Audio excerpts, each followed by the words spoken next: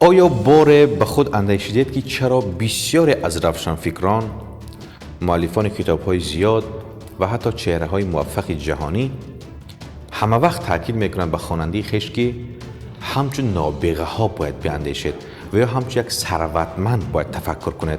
آیا بار به این سوال خود شما پاسخ گفتید که چرا این همه به این باورند؟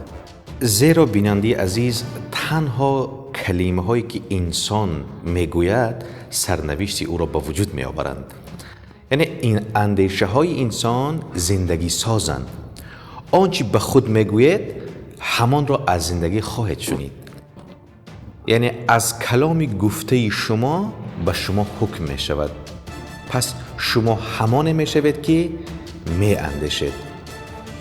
همین گونه اندیشه های بسیار سازنده را براین تریسی در کتاب اندیشت را عوض نمود تا زندگی تغییر کند مفصل در باب های گوناگون و در موضوع های بسیار جالب، یعنی از 12 باب تنها اندیشه را سالم نگاه داشتن و اندیشه ناب را پروریدن و درست تفکر کردن را همه براین تریسی این سخنوری سطح جهانی در این کتابش درج نموده است که شما میتوانید از این کتاب این گونه معلومات را برای خود بگیرید و با اندیشه های سازنده زندگیتان را تغییر دهید و به پیش حرکت کنید.